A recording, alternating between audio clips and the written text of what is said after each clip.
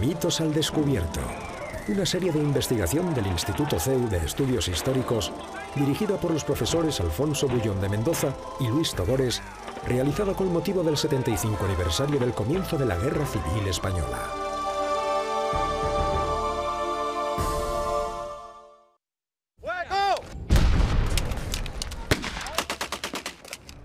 En la Guerra Civil Española no solo se enfrentaron españoles de ideologías opuestas.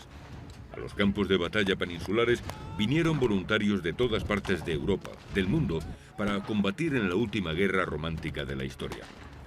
Una guerra en la que se enfrentaban dos concepciones antagónicas. La izquierda revolucionaria encarnada por Largo, Caballero y Negrín, frente a la Europa conservadora, tradicional y católica, representada por Franco. Junto a los primeros estaban Stalin y todo el poder de la Tercera Internacional Comunista. Con los nacionales, las potencias fascistas de Italia, Alemania y el autoritario Estado Novo portugués.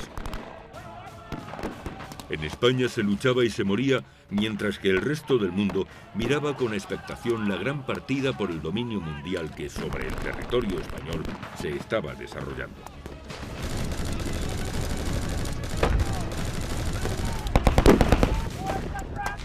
¡La infantería nacional!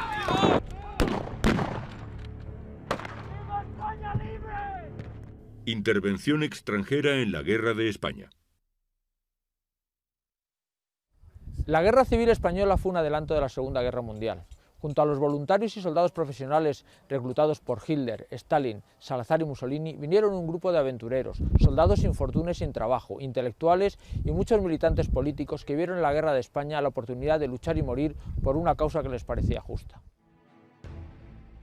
Para ayudar al Frente Popular, llegó armamento francés, ruso y mexicano, junto con asesores soviéticos y algunos pilotos galos y voluntarios de diversas nacionalidades. Las armas fueron pagadas con las reservas de oro del Banco de España, el famoso oro de Moscú.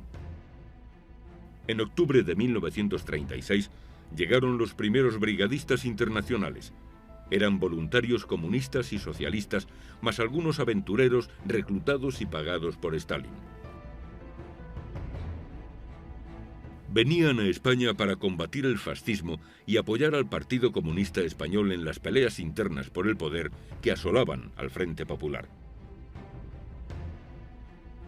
Simultáneamente, en apoyo de los nacionales, llegaban armas y equipos a través de Portugal y por los puertos en manos rebeldes, suministradas por la Italia fascista y la Alemania nazi. Junto a estas armas muy pronto llegarían también soldados italianos y alemanes, reclutados por los respectivos gobiernos, así como algunos voluntarios portugueses, los viriatos. A estos contingentes de tropas profesionales se sumaron un número importante de voluntarios anticomunistas llegados de todas partes del mundo y que pasaron a engrosar los ejércitos de Franco.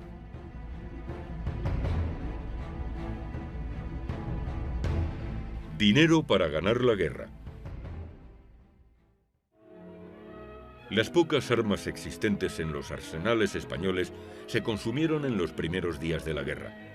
Ambos bandos se tuvieron que lanzar desde un principio al mercado internacional a comprar armas, combustibles, alimentos y todo lo que necesitaban para una larga guerra. Desde el verano de 1936 empezó a llegar armamento alemán a los rebeldes, gracias a las gestiones hechas por el propio Franco ante Hitler el 25 de julio de 1936. Los nacionales, al comienzo de la guerra, carecían casi por completo de recursos económicos para pagar el armamento que necesitaban tras su fracasado golpe militar. Hay una frase muy famosa que se atribuye a Hitler durante esa conferencia que se desarrolló en Bayreuth, en la cual uno de los representantes que iban allí, que era el Bernard, le comenta a Hitler que en ese momento los nacionales solo disponen del dinero que hay depositado en el Banco de España de Tetuán, que no recuerdo la cantidad que había en pesetas. Y entonces Hitler le dijo a Bernard, se dice, que guarde ese dinero, que al ejército hay que pagarlo, porque un ejército mal pagado no funciona, entonces que ese dinero lógicamente lo guarde. Entonces hay un crédito inicial, y es que Hitler se fía simplemente de unos sublevados que han tomado las armas el 18 de julio, o sea, no hay un pago inicial en absoluto. Los rebeldes tuvieron que buscar en el exterior los recursos financieros de los que carecían. La España nacional logró créditos internacionales de Hitler y sobre todo de Mussolini, que les vendieron toda clase de equipamiento con la única garantía de una victoria incierta. Los ministros y asesores económicos de la España nacional lograron que numerosas empresas norteamericanas, británicas y de otras partes del mundo confiaran en su victoria gracias a los avales de grupos católicos de sus respectivos países y por las garantías ofrecidas al mundo financiero por los banqueros y empresarios españoles liderados por Juan March y con el aval político de Alfonso XIII. En septiembre de 1936, los sublevados crearon su propio Banco de España con sede en Burgos, del que nombraron consejeros a los mejores economistas y financieros de la zona nacional. Su gestión fue muy exitosa a lo largo de toda la guerra, por lo que su victoria en la guerra económica, a pesar de partir de posiciones nefastas, se puede considerar absoluta. Mientras tanto, el gobierno del Frente Popular, al conservar en su poder Madrid y las ciudades más importantes de España, controló desde un principio las reservas de oro, plata y divisas existentes en España, lo que no impidió que su gestión económica de la guerra fuese en líneas generales desastrosa. Con el oro del Banco de España, los gobiernos socialistas de Giral, Largo Caballero y Negrín financiaron su guerra. Compraron armas, inicialmente en Francia, y sobre todo a la Unión Soviética, pagándolas al contado con las reservas en oro de España hasta su casi total desaparición. Ángel Viñas ha escrito que salieron del Banco de España 10.000 cajas de oro, de las que 7.800 fueron a la URSS, otras 1.280 se entregaron a Francia. Así, de los 2.202 millones de pesetas oro disponibles en 1936, 1.586 millones fueron a Rusia y 616 millones a Francia. Este oro financió las compras de armas en el extranjero de la República durante los 3 años que duró la guerra. Armas para la guerra. El 21 de julio de 1936, el jefe del gobierno francés, Léon Blum, empezó a enviar armas a España para apoyar al gobierno Frente Populista de Giral. El día 25 de julio salió el primer carguero con armas francesas. El 28 llegaba el primer bombardero francés Potez a España, seguido unos días después de 13 cazas de Boatín D-371 y de otros 6 bombarderos Potez PO-54. A esto siguieron 10 nuevos aviones de modelos diversos. A comienzos de septiembre ya eran 40 los aviones comprados en Francia a un coste aproximado de 3 millones de libras esterlinas oro. Comenzaba así la ayuda francesa a la República Española, que se prolongaría a lo largo de toda la guerra. Francia, con un gobierno de izquierdas, se situó desde un principio abiertamente a favor de la República. La prensa, los sindicatos, partidos y organizaciones de izquierdas se volcaron a favor del Frente Popular Español. La izquierda francesa se lanzó a recaudar fondos para comprar medicamentos y alimentos, al tiempo que creaba un comité franco-español para movilizar la sociedad gala a favor del gobierno republicano. Entre el 1 y el 4 de agosto de 1936, el ministro de Estado de la República, Augusto Barcia, realizó gestiones para comprar aviones militares, bombas y todo tipo de armamento a la Alemania nazi, llegando a ir a Berlín el mismísimo ayudante del presidente Azaña para negociar las compras. Pero en estas fechas, Hitler ya se había decidido a dar su apoyo a Franco. El antifascismo del Frente Popular podía no ser incompatible con el nazismo.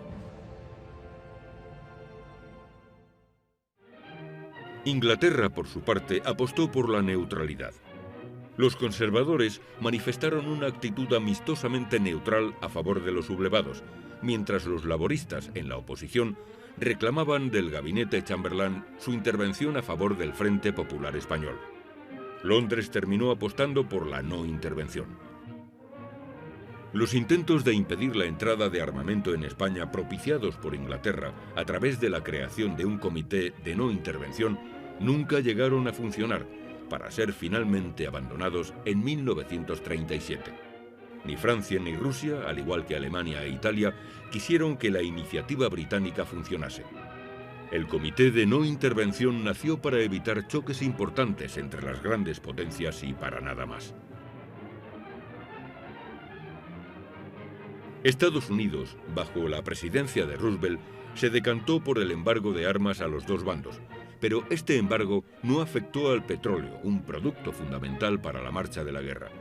En octubre de 1936, la compañía Texaco apoyaba abiertamente a los sublevados vendiendo petróleo a cuenta a pagar cuando fuera posible, al 3% de interés, mientras que el México del general Lázaro Cárdenas, socialista y antifascista convencido, se ponía abiertamente a favor de la República.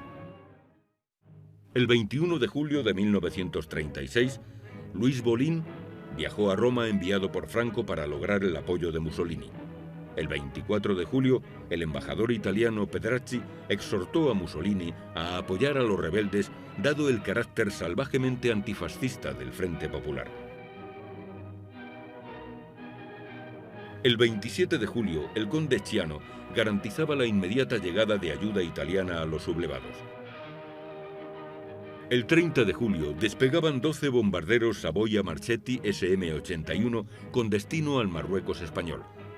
El 8 de agosto llegaba a Vigo el primer envío importante de armamento italiano para los nacionales, para llegar, a finales de agosto, un gran contingente de aviones y armamento a las Baleares para ayudar a la defensa del archipiélago.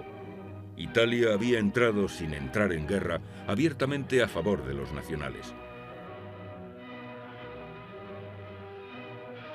Los nacionales pagaron a Italia por su ayuda la cantidad de 5.000 millones de liras, lo que equivalía al 3% del Producto Interior Bruto de Italia.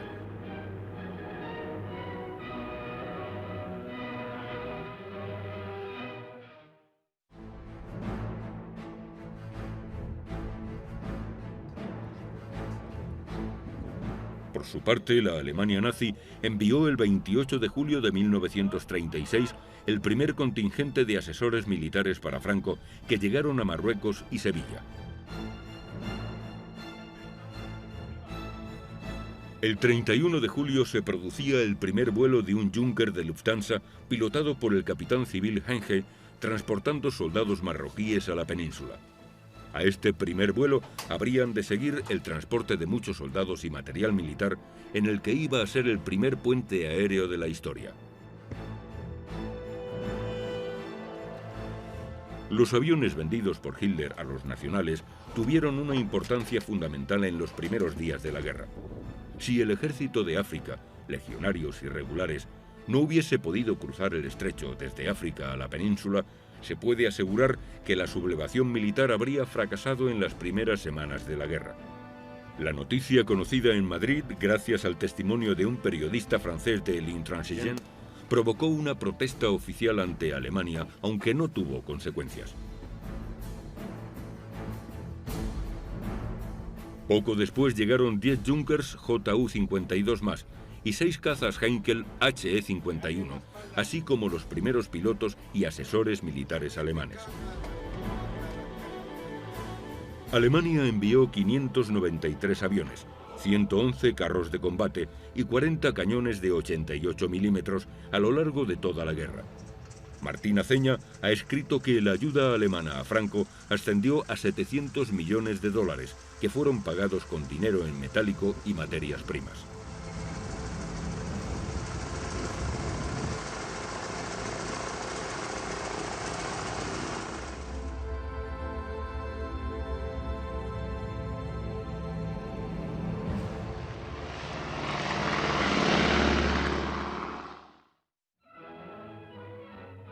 Aviones, buques y cargueros alemanes comenzaron a transportar a España material de guerra alemán.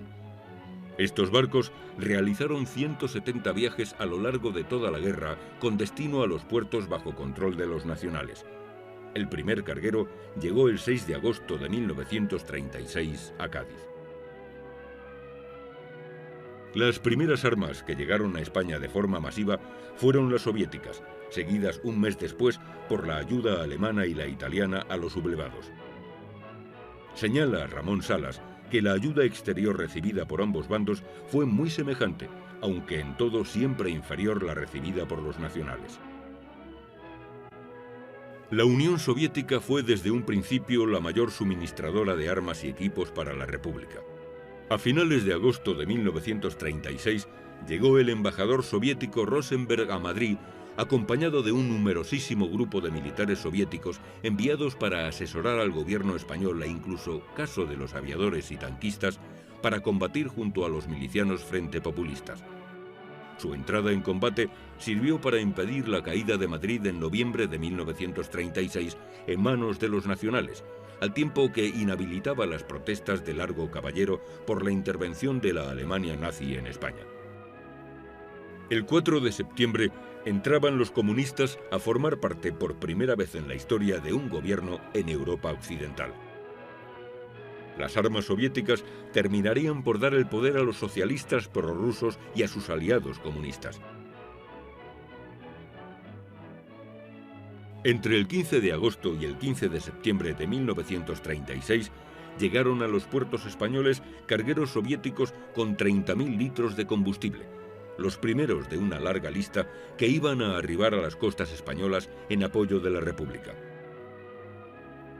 Poco después, en octubre de 1936, llegaba el primer gran envío de material soviético para el Frente Popular, compuesto por 40 carros de combate T-26 que establecieron su base en Archena, junto a 30 aviones de caza, entre ellos los famosos Chatos y Moscas, los mejores cazas de la guerra.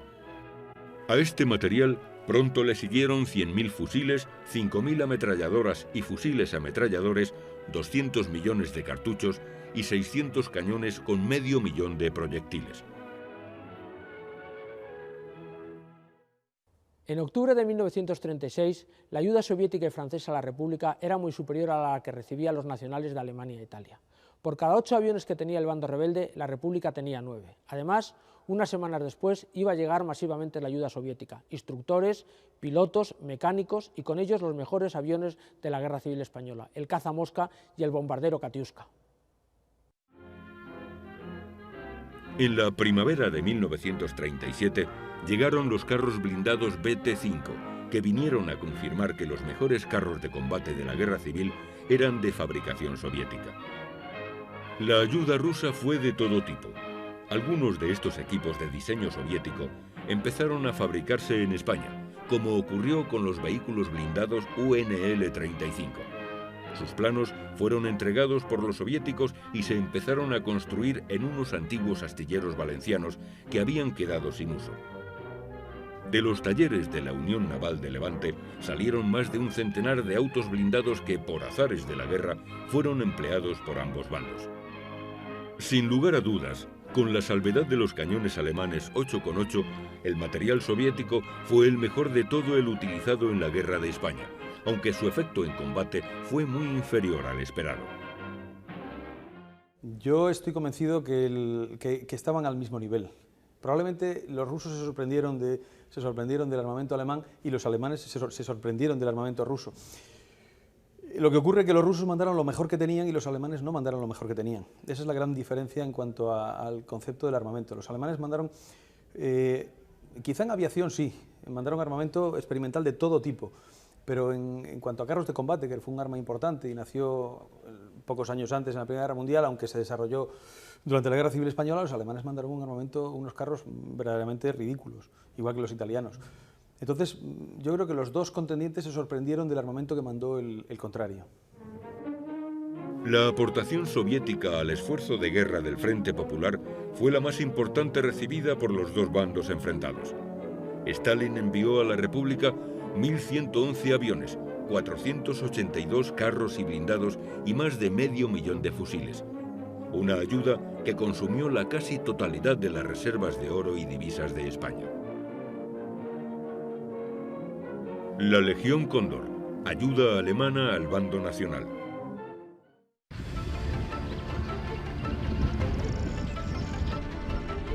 La decisión tomada por Hitler de apoyar a los rebeldes a través del general Franco se materializó el 20 de septiembre de 1936 con el envío de armamento y de 267 asesores del ejército de tierra alemán pertenecientes a sus Panzerregiment. Los primeros llegaron a Sevilla el 7 de octubre de 1936.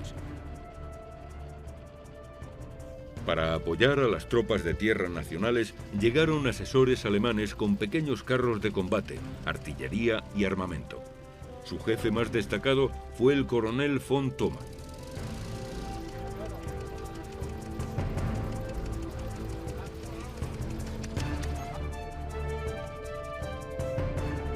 En total llegaron a España 122 Panzer I junto a 300 cañones contracarro PaK 35-36 de 37 milímetros, obuses de 105 milímetros, camiones Krupp, lanzallamas, material de comunicaciones, ametralladoras MG-13 y 34, motos, etc.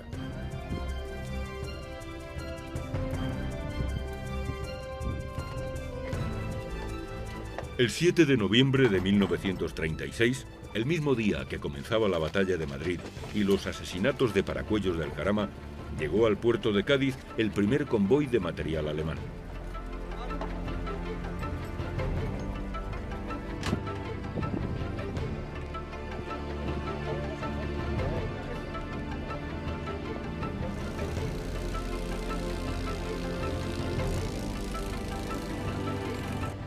La entrada en combate de los aviones rusos Katyuskas decidió a Hitler a enviar una fuerza aérea de 100 aviones y artillería antiaérea servidos por miembros de la Luftwaffe bajo el nombre de Legión Cóndor. Estos soldados alemanes formaron una unidad autónoma bajo mando alemán y a las órdenes directas de Franco. La ayuda alemana tuvo una primera fase que fue un conjunto de armas y pertrechos que eran necesarios para empezar la guerra, que fue hasta noviembre del 36, y a partir de noviembre del 36 se organiza ya una unidad, que es la Legión Cóndor, que combate durante el resto de la guerra. La ayuda consiste básicamente en una serie de técnicos militares, una serie de armamento de primera generación, una parte muy importante, y una ayuda a nivel, digamos, político, un régimen como era el nacionalsocialista en ese momento, uno de los regímenes importantes en Europa, que apoya a uno de los bandos. Las potencias occidentales, que no habían sentido preocupación por la entrada en combate de aviones y carros de combate soviéticos y de las brigadas internacionales, como tampoco por la llegada de aviones italianos, vieron con enorme preocupación el nacimiento de la Legión Cóndor. Pues a la Legión Cóndor vinieron en distintas partidas de personal unos 15.000 alemanes. Esa es la cifra, entre 15 y 18.000, no está clara, no es una cifra definitiva. Por lo visto hay una forma de aproximadamente saber cuántos vinieron por la cantidad de condecoraciones, distintivos. Los alemanes dieron un distintivo a todos los participantes en la guerra civil en el bando nacional, que era la Cruz de España, la Spanningkreuz. Entonces, aproximadamente con espadas, que eran los combatientes, y sin espadas, aproximadamente entre 15 y 18.000 combatientes. La colaboración alemana más importante fue la prestada por la Luftwaffe. Los aviones alemanes e italianos dieron la supremacía aérea a los nacionales, lo que resultó determinante para su victoria final.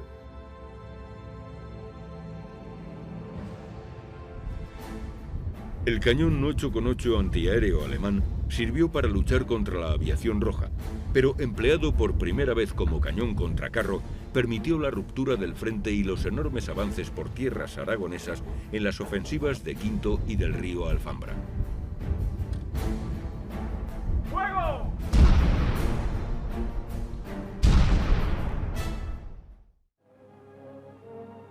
Entre las intervenciones más cuestionadas de la Legión Cóndor están los tristes y debatidos sucesos del bombardeo de Guernica. En la actualidad, sabemos con exactitud qué ocurrió el 26 de abril de 1937 en Guernica. Las falsedades por desconocimiento voluntariamente realizadas por escritores como Songwolf, Preston o Anthony Beevor han quedado ya evidenciadas. El bombardeo lo realizaron aviones Junker 52, más 3 aviones Saboyas italianos, un Dornier 17 y un Heinkel 111, con bombas explosivas de 50 y 250 kilos, algunas de ellas incendiarias. se produjeron 3 oleadas de bombardeo entre las 4 y las 6:30 horas de la tarde. Concretamente, el día del bombardeo de Guernica, la Legión Cóndor hace 2 bombardeos. Uno por la mañana a Guernicaiz, que como suena parecido, la gente a veces se equivoca, y por la tarde al de Guernica, y fueron los mismos aviones con las mismas bombas. El bombardeo destruyó un 25% como mucho de casas, de edificios, y luego eso se extendió hasta el 78. O sea que realmente es verdad que la mayor parte de la destrucción la hizo el fuego. Lo que pasa que, claro, que no la hizo el fuego provocado por los dinamiteros, como se dijo inicialmente. La hizo el fuego al extenderse el fuego provocado por los aviones, y que los bomberos de Guernica y de Bilbao no supieron contener, que era difícil. Hoy sabemos que los muertos causados por el bombardeo fueron 126, de los cuales 106 están identificados con nombre y apellidos. Una cifra muy inferior a los 1.645 de los que hablan historiadores supuestamente solventes como Preston y Bibor. La ayuda de Hitler y Mussolini no fue solo material. A mediados de noviembre de 1936, Alemania e Italia reconocían oficialmente a la España de Franco. El prestigio de las 2 naciones fascistas quedaba ligado ineludiblemente a su victoria. Y yo creo que fue muy importante porque, a diferencia de la República que se entregó en brazos de Stalin, los nacionales nunca se entregaron en brazos de Hitler. Sí que se lo agradecieron profundamente, pero Franco mantuvo una política con respecto al Tercer Reich de mantener la independencia. En absoluto pensó en darle una serie de entregas ni territoriales ni económicas que sobrepasaran lo que había aportado, y de hecho eso se ve muy claramente en el asunto que le llamaban el asunto Montana, que realmente era montaña, aunque la ñ ya sabéis que en alemán no existe, y era una serie de concesiones mineras con respecto a los alemanes establecidos en España, que Hitler quiso que Franco pues hiciera una serie de concesiones, y al final Franco dijo que ni hablar, que todo eso en absoluto, porque iba en detrimento de la independencia y la soberanía de España, ¿no? Entonces ahí se demuestra clarísimamente que Franco los consideró aliados, amigos, pero nunca se echó en brazos tan descaradamente como hicieron los republicanos con la Unión Soviética. El CTV italiano, la ayuda del fascismo a Franco. Mussolini tomó la decisión de intervenir a favor de Franco el 26 de noviembre, unos días después de la entrada en fuego de los brigadistas comunistas en las trincheras de Madrid. El 1 de diciembre de 1936 se firma el protocolo secreto italo-español de Anfuso, por el que se regulaban las relaciones militares y de todo tipo entre Mussolini y Franco. Unas semanas después llegaban los primeros soldados de la Italia fascista a España. El CTV, el Cuerpo de Tropas Voluntarias, se constituyó por Italia, Mussolini, que mandó aquí a España con el tiempo llegaron a ser miles de combatientes para que ayudasen a Franco.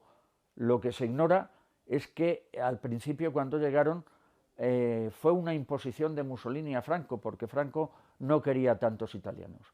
Él pensaba que con 2 o 3 batallones de voluntarios tenía suficiente, y de repente aparecieron varios barcos en Cádiz cargados con miles de italianos.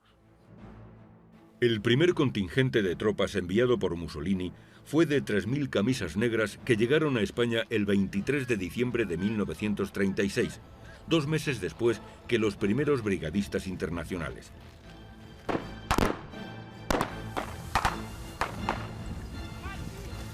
En enero de 1937 ya eran 15.000 los italianos que luchaban en España, para a finales de febrero igualar en número a los brigadistas internacionales. Cerca de 40.000 camisas negras y soldados italianos combatieron en España.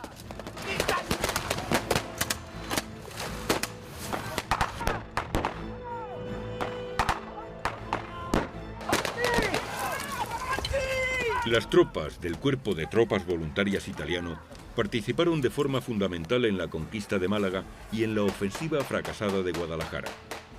En la campaña del norte destacaron los soldados italianos en las operaciones del puerto de Montaña del Escudo y en la toma de Santander. El papel de los italianos en la campaña de Aragón, la llegada al mar por Vinaroz y luego en la ofensiva de Valencia fue verdaderamente importante. En la batalla del Ebro, la artillería y la aviación legionaria italiana desempeñó un papel fundamental para la victoria de los nacionales, como luego en la liberación de Barcelona.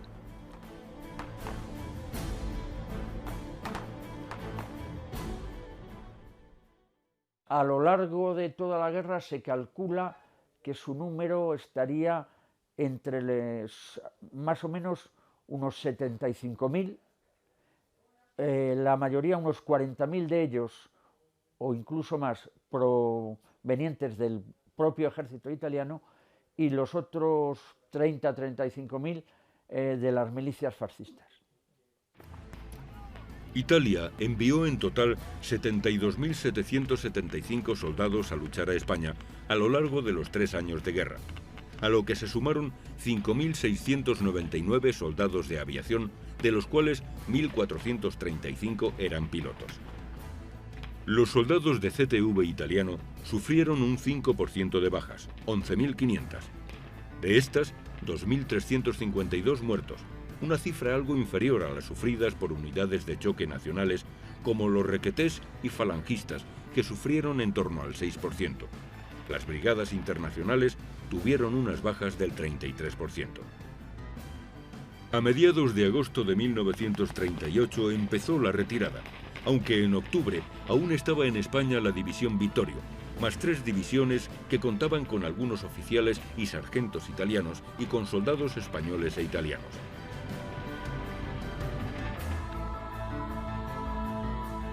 Junto al CTV, Mussolini envió a España pilotos de avión que entraron en combate en agosto de 1936, así como algunos submarinos que tuvieron un papel fundamental dificultando la llegada de armamento ruso por el Mediterráneo, llegando a obligar a los soviéticos a buscar otra vía de suministros mucho más lenta y costosa. La ayuda de Portugal a los nacionales, los viriatos. La primera ayuda que recibieron los sublevados vino del cercano Portugal. La ayuda material y en hombres fue casi insignificante, pero estratégicamente resultó fundamental, ya que el gobierno de Lisboa permitió que se refugiasen muchos jefes rebeldes y que a través de su territorio se comunicasen las 2 zonas bajo control rebeldes, inicialmente incomunicadas. En Portugal gobernaba Oliveira Salazar desde 1928. Un católico ultraconservador, autoritario y abiertamente antimarxista.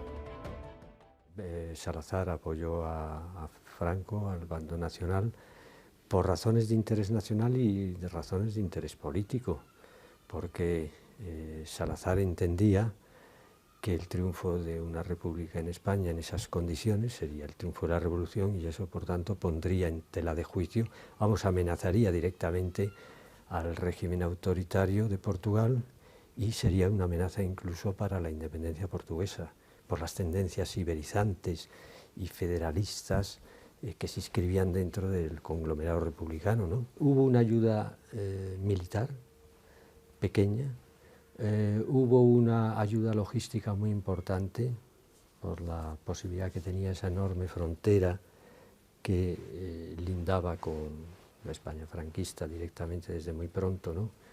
De canalizar todo tipo de armamento, de material, de suministro, sobre todo al principio. Hubo una ayuda también importante desde el punto de vista de la propaganda. Las emisoras y los periódicos portugueses, o gran parte de ellos, estuvieron naturalmente al servicio de la causa nacional, y lanzaron hacia el exterior de la península también la propaganda del bando nacional. Y hubo sobre todo una ayuda diplomática de primer orden. Básicamente esta es la principal ayuda que prestó Salazar al régimen de Franco y a la España franquista. la de hacer algo así como de puente entre la Europa atlántica, las potencias atlánticas, básicamente Inglaterra y España. Luego un mínimo, efectivamente, contado de 2.400 y pico, 2.500 portugueses. Eso del lado nacional, en el bando nacional. En el bando republicano hay también portugueses que combaten. Y sabemos que sería un mínimo de 500 y probablemente podría irse a una cifra por encima de 1.000, incluso aproximándose a los 2.000. Pero estos son siempre cifras aproximadas. Los otros internacionales. Con los nacionales no solo lucharon voluntarios italianos, alemanes y portugueses. A sus filas llegaron irlandeses, rusos blancos, filipinos, hispanoamericanos, rumanos, británicos e incluso turcos. Estos voluntarios provenían pues prácticamente de los 5 continentes. No he encontrado hasta sudafricanos, neozelandeses, australianos. De los únicos que no tengo noticias es de chinos, japoneses o del Extremo Oriente. Incluso hubo también un indio, un hindú. Ellos vinieron como pudieron, porque no se les facilitó para nada en absoluto, al contrario de lo que pasó con las brigadas internacionales, el acceso a territorio nacional. Francia, que era la que dominaba, vamos a decir, las fronteras terrestres, impedía el paso de ellos y tuvieron que venir casi todos ellos a través de Portugal, y ya digo, pagándose sus propios el viaje. El grupo más numeroso, dejando a un lado los portugueses, fue el de los irlandeses. Vinieron un poco más de 600 irlandeses, con los cuales se formó lo que se llamó bandera irlandesa de la Legión o del Tercio, entonces todavía seguía siendo Tercio. Teóricamente los mandaba un general irlandés, O'Duffy. Ya digo, estuvieron aquí en España 6 meses y su actuación en realidad no fue muy destacada, tuvo más bien efecto propagandístico. Aquí en Madrid, en las cercanías de Madrid, tuvieron un combate en Titulcia y luego, por desavenencias entre O'Duffy y el gobierno nacional y porque la unidad no funcionaba, pues se les repatrió a su país. Luego hubo también un grupo de unos 300 franceses y otro tanto de italianos no incluidos en el CTV, pero la mayoría de ellos, cuando se constituyó el CTV, pasaron de la Legión al CTV. Vamos a ver, la mayoría de ellos lo hicieron en la Legión, porque además, con la legislación existente en España en aquella época, los extranjeros, la única unidad en la que podían, dejando al lado los marroquíes, la única unidad del ejército español en la que podían luchar era en la Legión. Lo que pasa es que tanto Falange como el Requeté, en sus filas, acogieron a algunos voluntarios de estos, pero siempre, vamos a decir, que aparecían a título prácticamente individual. Y a lo mejor pues había 2 en una bandera de Falange, 1 en un tercio del Requeté, pero no más. Vinieron a luchar a España para combatir la revolución que socialistas, comunistas y anarquistas querían imponer si lograban la victoria en los campos de batalla españoles. Me llamo Vladimir Lambsdorff y soy hijo de un legionario que vino de voluntario a combatir a España cuando la guerra civil. Ellos vivían en París. Era una familia rusa emigrada a raíz de la guerra civil rusa. Y a mi padre lo habían sacado de niño. O sea que en París estudió, se casó. Y cuando empezó la guerra civil española, a él, como a toda la emigración rusa de París, le pareció una repetición, un calco de lo que había pasado con la guerra civil rusa. Él pasó clandestinamente la frontera, porque los franceses la cerraron, y entró por Aragón. Entonces él, tuvo que vencer ciertas suspicacias, porque todo el mundo se pensaba que un ruso tenía que ser rojo necesariamente, pero al final se incorporó a una milicia local que había, que se llamaba la Bandera Sanjurjo. Y esta bandera resultó tan combativa que luego fue transformada en la 15 bandera de la Legión, tal cual. Y estuvo pues en todo el frente de Aragón lo que duró. O sea, mi padre estuvo en la reconquista de Teruel, estuvo en Belchite, fue herido, en fin. Se ganó una cruz de guerra, 3 cruces rojas, sufrimientos por la patria, evidentemente, en fin. En la Legión hubo unos pocos de estos que pasaron sueltos, pero los que mayor huella, mayor recuerdo dejaron entre los combatientes nacionales fue un grupo de oficiales, veteranos todos, de la guerra civil o incluso de la guerra de 1914, que pasaron en grupo, muy al principio de la guerra, porque luego los franceses se encargaron de que no pasaran más. Y estos, fue muy curioso, esos pasaron por Navarra. Y claro, se encontraron con los requetés. Fueron a parar en grupo al Tercio María de Molina, donde dejaron un excelente recuerdo como combatientes. He conocido al que tuvo el mando, el entonces capitán Ruiz Hernández, un oficial de carrera tradicionalista, y vamos, encantado con ellos. Las brigadas internacionales, la ayuda de Stalin a la República Española. La Rusia de Stalin proporcionó hombres y armas a la República Española durante toda la guerra, una ayuda que permitió que la guerra durase 3 largos años. En agosto de 1936 llegaba la primera ayuda soviética, en forma de millones de litros de gasolina. Inmediatamente y hasta el final de la guerra empezaron a llegar armas, municiones, carros de combate y aviones. Pero de todas las ayudas que prestó Stalin a los comunistas y socialistas españoles, la que más nos llama la atención, la más famosa, es el reclutamiento de comunistas y socialistas de todo el mundo para luchar en la guerra de España. Vinieron 70.000, se encuadraron en una unidad que conocemos como las Brigadas Internacionales y su papel resultó determinante a lo largo de toda la guerra. El 19 de julio de 1936 se celebraba en Barcelona la Olimpiada de los Trabajadores. Muchos de los participantes, al tener noticia de la sublevación militar, cambiaron sus ropas deportivas por el fusil, convirtiéndose así en los primeros voluntarios extranjeros que tomaron parte en la Guerra de España. Los atletas proletarios se incorporaron a la lucha armada contra los militares sublevados que se estaba produciendo en las calles de Barcelona. Fueron liderados por el diputado comunista alemán Hans Weimler. Rápidamente formaron la primera unidad extranjera de la Guerra de España, la Centuria Thälmann.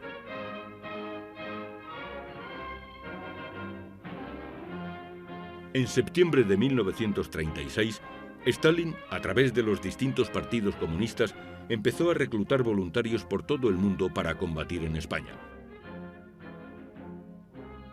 La operación fue financiada por la URSS con 1.000 millones de francos que sirvieron para reclutar inicialmente 5.000 voluntarios, cantidad que pronto creció hasta convertirse en un auténtico ejército comunista internacional.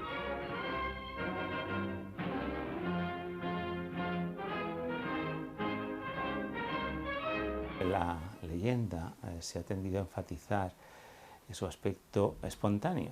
Y bien es verdad que nadie le obligó a nadie a alistarse en las brigadas, pero sabemos perfectamente que hay en las primeras semanas hay algunos voluntarios que vienen, digamos, por su cuenta y riesgo y se distribuyen en distintas columnas, no necesariamente comunistas, también del FOM, anarquistas, pero unos cuantos. Ahora, la llegada verdadera a las brigadas internacionales, su organización con una base de formación en Albacete, es resultado de una decisión de la Internacional Comunista que se tomó entre el 16 y el 18 de septiembre de 1936. Es decir, cuando se llevaban 2 meses de guerra y cuando la Unión Soviética decide que no va a funcionar la no intervención y que por lo tanto es conveniente apoyar a España. O sea que la decisión de reclutar a voluntarios para acudir a combatir a España se toma más o menos en los mismos días que se decide mandar armamento soviético a España. Y llegan en los mismos días. a primeros de octubre. O sea que efectivamente no todos los brigadistas eran comunistas, pero sí que la iniciativa del reclutamiento y la organización correspondió a la Internacional Comunista, que es la única vez en su vida que lo hizo, por cierto. La Internacional Comunista nunca reclutó combatientes, solo en esta ocasión.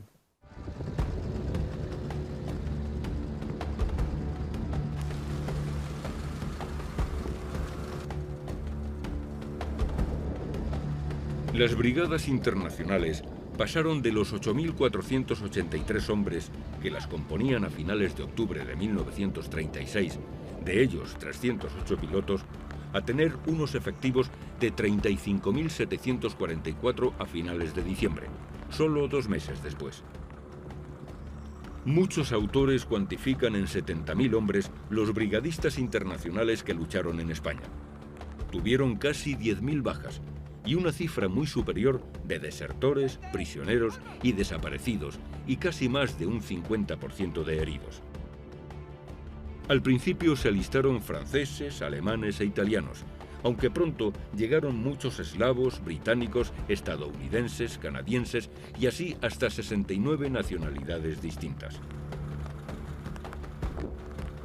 Al llegar a España fueron encuadrados a través de la organización de milicias del PCE, su mítico Quinto Regimiento, siguiendo las plantillas organizativas de las recién nacidas brigadas mixtas del nuevo Ejército Popular de la República.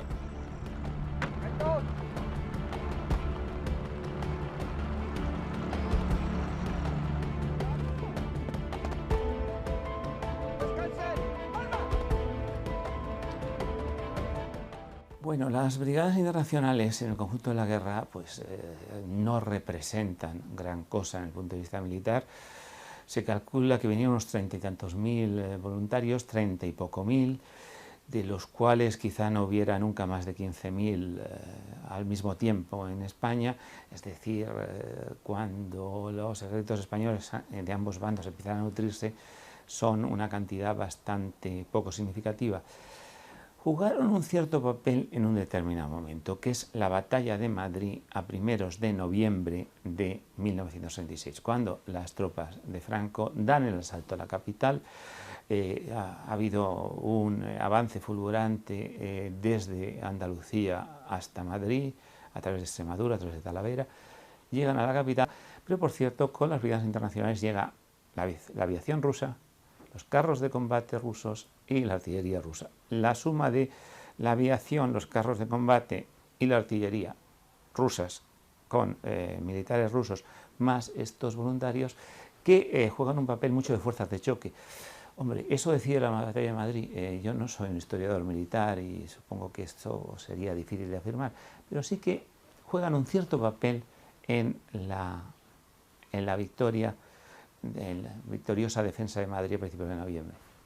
Luego ya su papel cada vez menor, juegan un cierto papel en la batalla de Jarama, pero en fin, la batalla de Jarama queda en tablas en definitiva. O sea que no son un elemento trascendental en el curso de la Guerra de España, salvo ese papel unos días de noviembre que fueron decisivos para que Madrid resistiera, ¿no? Desde su llegada a España, los brigadistas internacionales se semi-integraron en el Ejército Popular, aunque en la práctica contaron siempre con gran independencia bajo la dirección de los comunistas españoles y sus asesores soviéticos. Su jefe fue el comunista francés André Marty. Sus hombres, inicialmente, constituyeron 5 brigadas numeradas de la 11 a la 15. Según avanza la guerra, los brigadistas internacionales extranjeros fueron cada vez menos, y sus bajas se fueron cubriendo con soldados españoles, al igual que ocurría con las divisiones italianas que luchaban con los nacionales, siendo pagados sus salarios por las arcas de la República. Eran brigadas del Ejército Español, del Ejército Popular de la República, las brigadas número 11 a 15 del Ejército Popular de la República, y entonces formalmente no había distinción. De hecho, con el paso del tiempo, las propias brigadas 11 a 15 cada vez tuvieron más combatientes españoles y menos extranjeros, porque en realidad a partir, digamos, de marzo del 37, es decir, a partir del segundo año de la guerra ya llegan bastante pocos, muy pocos nuevos reclutas y por tanto las antiguas brigadas internacionales se van españolizando, pero siempre son formalmente unidades del ejército español, claro. Barcelona too said farewell to the internationals, and the Avenida 14 de Abril was lined with more than 250,000 people who had gathered to see the brigades for the last time through the streets of Barcelona.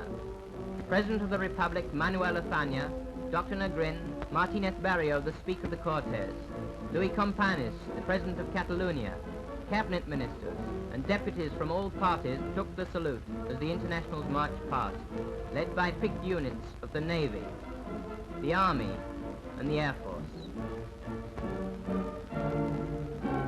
Los últimos brigadistas que quedaron en España combatieron por última vez en el puerto de Alicante en el último día de la guerra contra los voluntarios fascistas italianos.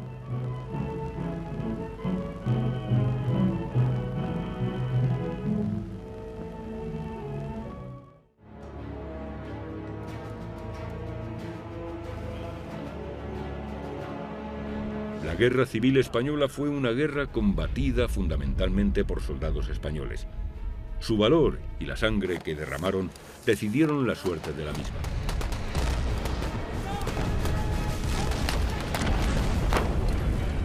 Su valentía resultó determinante en el desenlace de la misma, aunque es necesario reconocer la importancia que tuvo el armamento extranjero en la evolución del conflicto, aunque no determinó quién había de lograr la victoria, ya que las armas compradas por ambos bandos en el extranjero lo fueron en cantidades muy semejantes. Los soldados extranjeros que lucharon con uno u otro bando durante la guerra tuvieron un papel determinante, en algunos casos crucial, pero la suerte de la guerra siempre dependió de la decisión de los mandos nacionales de uno y otro bando y del valor de los soldados españoles que en ella lucharon. El rebelde general Yagüe siempre dijo que los soldados más valientes del mundo, después de sus soldados, eran los españoles que defendían la República, lo que no suponía un desprecio hacia los voluntarios extranjeros que lucharon en la Guerra de España, sino la constatación de una realidad.